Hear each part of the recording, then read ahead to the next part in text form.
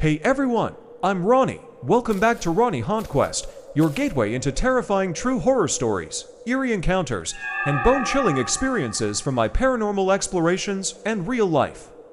First of all, I must say this, foreigners like those who follow Christianity, Americans, French, Dutch. In short, not Asians, they have beliefs about ghosts that are completely different from ours. They also tell ghost stories to me. It is not that they don't. My friends socialize everywhere, going out all over the place, so they encounter many. But many times when I finish telling, they think I am telling a comedy, laugh it off. While for us Asians, spirituality is something serious. I emphasize, foreigners' views of Asian ghost stories are very different. Once I finished telling, they said it was like telling a children's story, but on the contrary, when it was their turn to tell me, their faces were tense, no longer playful. Like we, and they are just different like that. Among the stories I have heard, I deleted many because they were too bad, but there was one that stayed. The main character had a complicated relationship with me. In short, he was my friend. If I said a friend of a friend of a friend, it would be too distant. All within the four C's are brothers, meet, and you are friends. That day, I went to a friend's house. My friend was close with another man, the type who often sheltered fellow countrymen, friends with no place to rely on, sharing with each other from young to old. Most of them were orphans or sick from childhood, so they joined groups like associations of the disabled, the orphaned, or mixed-race children. All over the world they had a group that played together from childhood to adulthood and exchanged about their lives. Friends introduced friends. My friend played with this guy and then invited him to live in the same house, supporting him, so he did not have to rent a hotel. Not all foreigners are rich. Some succeed, some fail, some leave their hometown to come to Vietnam to make a living just like us Vietnamese. That is my observation. He told a story from the time when Vietnam had just opened to allow foreigners to trade and travel. He came to Vietnam, went everywhere to find a place to stay suitable to his budget. Hotels in District 1 were extremely expensive back then, maybe 200 to 300 USD per night. Very high. So they chose a guest house, motel, actually an early form of homestay in District 3, a group of 6 people. This man was Dutch, mixed with Cambodian blood as well, strange as that is, but truly mixed. They went into a clean and nice guest house, only without air conditioning. To sleep they had to open all the windows and bathe many times because Saigon was hot, tropical climate. Europeans tolerate heat poorly. In the group were both men and women. They rented 1 6-bedroom, double beds to stay. Their goal was to explore Chi Minh City for a few days and then plan to go to Hanoi. When they checked in, it was dusk. In the 90s, Saigon did not yet have many European restaurants. At that time they ate noodle soups, beef vermicelli, broken rice, baguettes, sometimes beef hot pot, goat hot pot, drank beer like Vietnamese people. In the group, one girl had heat shock and stayed in the room, not going out to eat. While the group was nearly done eating, she suddenly screamed loudly from the balcony, throwing things around like a mad woman. Everyone ran back and gathered. The guesthouse manager also ran up. She said she saw a ghost in the room, and the ghost wanted to communicate the way foreigners speak. In my opinion, it was just trying to scare. The manager did not believe. They argued. The group did not take her side, only wanted to settle peacefully, because they were in a new country, did not yet understand the people there, so should not cause conflict. Finally, everyone reassured her. This was the ghost of a young Vietnamese girl, probably just trying to scare. The manager replied that this house had been lived in by the owner from childhood until adulthood.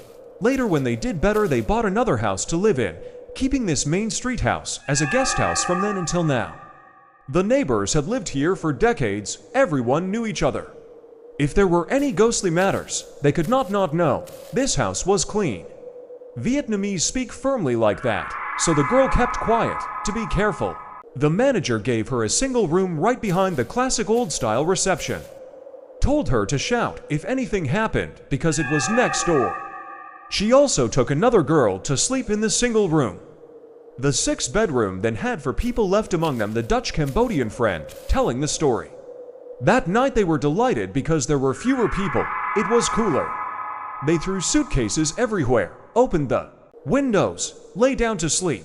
He described the air as fragrant, pleasant, the smell of sago palm flowers, liled arum. Something drifting in the wind, in short, very fragrant.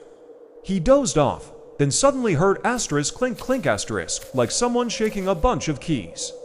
He opened his eyes, saw no one, looked at the two friends near him who were snoring soundly. He thought maybe the friend at the far bed was lying on his keys. He turned on his flashlight, shone straight onto the farthest bed, and saw a young girl, covered in blood, sitting on his friend's chest. He was horrified, screamed, and even threw his phone toward that spot, but it did not hit the ghost. Instead it hit his friend's face, straight on the nose, he joked. The whole room woke up. The manager also ran up, the two girls including. The one who first saw the ghost also ran up, like, did you see it too? His friend confirmed, yes, a young girl, lots of blood. At that point the manager saw that they were truly afraid, not intentionally making trouble. Because there were also foreigners who came here to take advantage, belittling Vietnamese, causing trouble. Knowing Vietnamese are gentle and usually settle things quickly, the manager felt sympathy, suggested, divide the 6 into 3 double rooms downstairs, right by the reception, so they could sleep in peace. They moved down to sleep. The next morning, the owner came, saw the mess upstairs, nobody cleaning, and asked what happened. The manager recounted the events of the night before. The owner was angry, scolded. Why believe those guys? I've lived here since my parents' time. Nothing ever happened. The manager said, they are willing to pay 2-3 times more, but chose worse rooms. They are not joking. He also analyzed. The 6-bedroom rarely had guests, mostly couples rented private rooms, so few stayed there. Staff only cleaned in the morning, not at night. The owner considered this, then went to knock on the next-door neighbor's house, an elderly woman. He asked, before I bought this house, what was this place? I remember. When I was young, this big room was a worship room, but worshiping what I did not know, my grandparents absolutely did not let me go in. Later, they all went abroad. I rented it, for lease, hired workers to renovate. The old neighbor thought for a while, then remembered. This place used to be a dormitory for female students of a medical school before liberation. Hearing this began to make sense. The guests, together with the owner, investigated further. The Dutch-Cambodian friend said he would never forget this memory. He liked Vietnamese people because of the sincerity of business people at that time, willing to listen, to look into things, to take advice, even at a loss. It turned out true. In the past, there had been a girl in that room, her family well off, separate from the common dormitory. She loved a young doctor. In the end, he did not come to her. That night, she went into the corridor, took a scalpel, slashed her face, then fell from the balcony and died. After that, the house changed owners many times, but each one used that place as a worship room. Some worshipped Buddha, others different things, so life was peaceful. The later owner's family of the current owner also used it as a worship room, but did not allow the current motel owner to enter, so he did not know. The girl died when she was only 18, very young. They decided to hold a ritual, turning that place into a worship room, not to be used for collective lodging anymore. They invited a shaman. The foreign friend was a bit nosy, asking this and that. His 6 friends eagerly went to the market to buy flowers, incense, candles for the shaman. He said the chanting sounded awesome, like rap. Everyone nodded along. Then the shaman turned and scolded, "Don't imitate me, or it will possess you." The owner also told them not to let the shaman do it. The group quietly left, not allowed to watch further. After finishing, they saw people sprinkling alcohol, scattering things everywhere. The result, that room was completely converted into a Buddha worship room. Because of kindness, the owner waived all room fees for the remaining days. They became friends, bought food, learned Vietnamese culture. The owner said, the bigger Vietnamese people do business, the more they believe in spirituality. Ronnie also agree and have seen many families worship, but they did not allow filming. Offerings carry heavy yin energy. They do not want outsiders to see exposed. The wealthier the family, the more they worship. If they did not believe, no one would spend such money. I myself, doing business in the provinces, also encountered this. Everything went smoothly. Then suddenly spiritual phenomena appeared. I had to stop immediately, pack up, return to Saigon. then fly elsewhere to find new manufacturing locations unspeakably sad. Some say it is superstition. I say no. Spirituality must be believed. If someone does not believe, that is their right.